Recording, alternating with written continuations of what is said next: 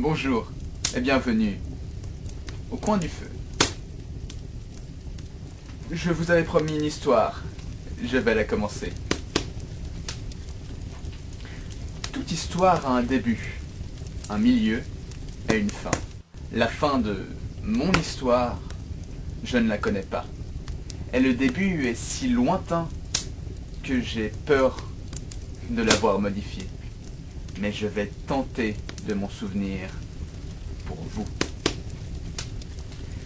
Tout commence il y a très longtemps, avant que le destin ne me renomme Crocolife. Je vais vous parler de mon enfance. Je suis né d'une famille modeste et je ne suis pas le premier. Mais cela n'avait que peu d'importance, car mon frère, Aylon, était bon avec moi. Ma mère était cultivatrice de choux et mon père était le prêtre du village. Notre vie était simple. Entre le travail à la ferme et les prières quotidiennes. Jour après jour, année après année, rien ne changeait.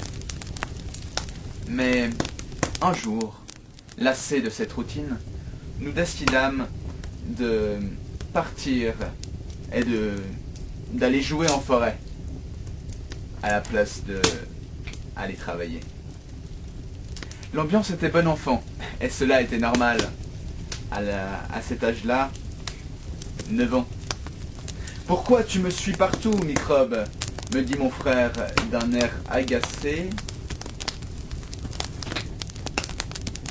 Maintenant que je m'en souviens, mon père était un peu énervé et mon frère était allé fumer. Et moi, je l'avais suivi. Pour moi, c'était un modèle, mon frère. Et malgré le peu d'écart de nos années, c'était déjà un vrai petit adulte. Dégage! Je veux pas jouer avec toi, microbe! Continua-t-il. Mais si je rentre tout seul, papa saura que tu es allé fumer au lieu de travailler et il te punira. J'étais malin. Du petit, mais malin. Je m'arrangeais toujours pour que mon frère se fasse punir à ma place.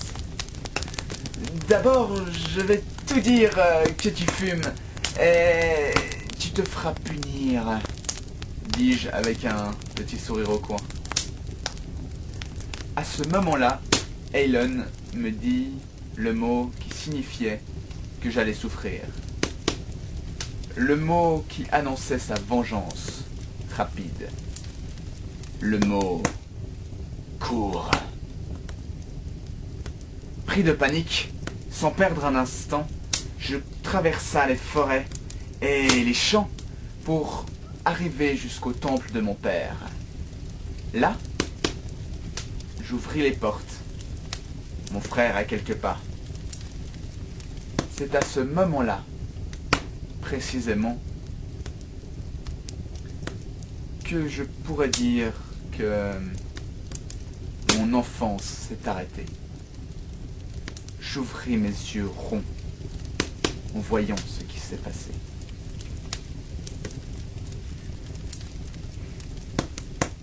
Je voyais souvent mon père à genoux pour prier son Dieu. Il disait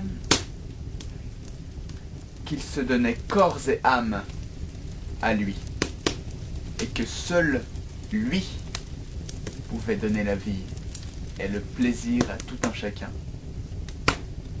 Alors que faisait cette femme nue à genoux devant mon père? Et comment pouvait-il sembler si en joie alors qu'il rabâchait sans cesse que seul Dieu pouvait rendre un homme heureux? Cette jolie femme aux cheveux noirs et aux joues rouges qui semblait mettre beaucoup d'entrain à ce qu'elle faisait. Le prenait-il pour un dieu? Comme je disais, j'étais jeune. Et je me posais beaucoup de questions dont maintenant j'ai les réponses.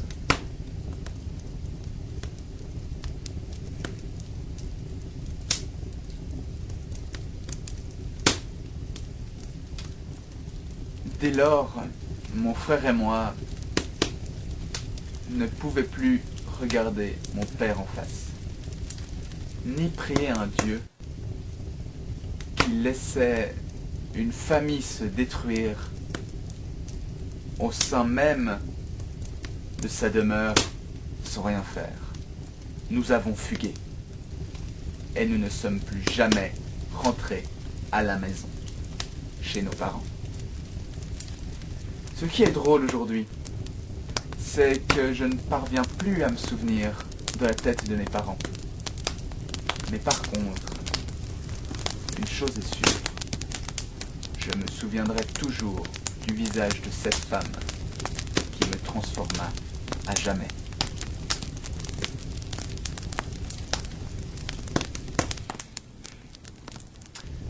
Ce début d'histoire, qui est la mienne, je pourrais la continuer, mais vous me semblez un peu fatigué. Et j'avoue que raconter des histoires, ça donne soif. Alors vous savez quoi? Je vais vous laisser là pour aujourd'hui. Je vous souhaite la bonne nuit. Et moi aussi, je vais aller me coucher. Au revoir.